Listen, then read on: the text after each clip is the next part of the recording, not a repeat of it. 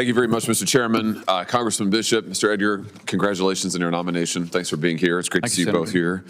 Congressman, let me start with you. The agency that you're going to be the deputy director of, and I believe you will be confirmed, look forward to supporting your confirmation. Thank you, sir. Is a key agency, as you know, and it includes, among its many components, it includes a very key component, the Office of Information and Regulatory Affairs, OIRA. It's a mouthful. It is. But that little agency, that mouthful, OIRA, does a lot, as you know. It reviews basically every agency regulation, reviews it, vets it, provides recommendations on it, does cost-benefit analysis in some cases, every agency regulation that comes through the federal government. So that office is a key node in the federal government. No doubt. For assessing regulations. So with that in mind, I just want to ask you some questions that I also asked Director Vogt that I think are so important for those of us who are pro-life, serving in an administration that is avowedly pro-life. Just on Title 10, this is the Title 10 grant program that currently provides money under the Biden administration, has been providing money for abortion providers. Now, I talked with the Director Vogt about this. I've talked with RFK about it. RFK committed to me that he would end Title 10 funding for abortion providers. There will be a rule that will be necessary for that. My question to you is, will you be an advocate within OMB for seeing that RFK's commitment, which is also the President's commitment, is carried through, that we stop Title 10 funding for abortion providers? Senator, as you know, my role as Deputy Director is implement the President's policy, not my own. But certainly I have taken note of what you've articulated on the subject. It has been the source of discussion. And so there's a deliberative process at OMB and OIRA that it would be inappropriate of me to get ahead of or to foretell or forecast the result of. But thank you for articulating it. It is something that I'll take back.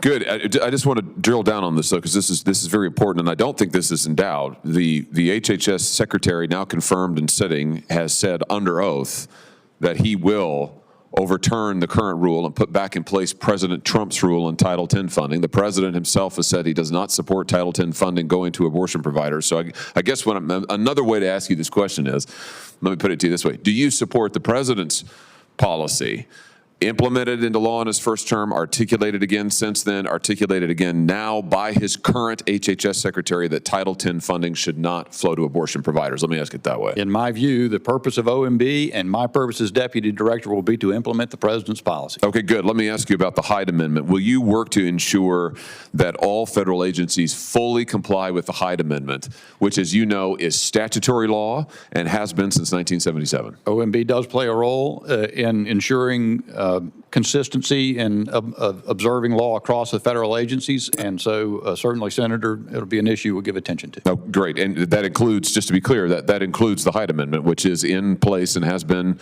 governing law since 1977. Is that fair to say? Yes, sir, it is. Okay, good. The Weldon Amendment. Similarly, the Weldon Amendment prevents discrimination against healthcare providers who have a conscience objections to abortion. The last administration essentially ignored it. It is the law. Again, in your position at OMB, as you review these regulations, as you advise on the implementation of the law, will you advise every component of the government to comply with the law, which includes the Weldon Amendment? Senator, it will be my purpose as Deputy Director of OMB to comply with the law and see to it that other agencies and personnel within the federal government do so to the extent of my responsibility. Good, and that includes the Weldon Amendment, correct, Congressman? Yes, sir, Senator. Okay. That's part of the law. So yes, good. It is. It is part of the law. The last administration seemed to forget this. Last thing, when it comes to pregnancy resource centers, pregnancy care centers, so important, provide, in many cases, completely free medical care to mothers, many of whom are facing an unexpected pregnancy, everything from health screenings to diapers, baby food, consultation, all, again, often completely free. The last administration conducted an incredible effort to attempt to persecute and shut down these pregnancy care centers. The President, in his first administration, allowed federal funding to be available and federal grants to pregnancy care centers. He said he wants to do that again. Here again, my question to you is, as you look at these grants, as you look at these regulations, will you be an advocate for the President's policies allowing federal funding to flow to these pregnancy care centers? I will be an advocate for the President's policies on that subject, Senator. Good. And I would say one advantage that my service in Congress alongside you and working together with you on some things, Senator, provides is I did witness the evidence that you're describing about the official posture and neglect or hostility toward pregnancy resource centers in the past administration, and so I carry that experience with me into the role I seek to be confirmed to. That's fantastic. I'm glad to hear you say that. And just to put a fine point on that, you know these statistics as well as I do. In the last administration, after the Dobbs decision, hundreds of pregnancy care centers were vandalized, were firebombed, were the subject of criminal activity.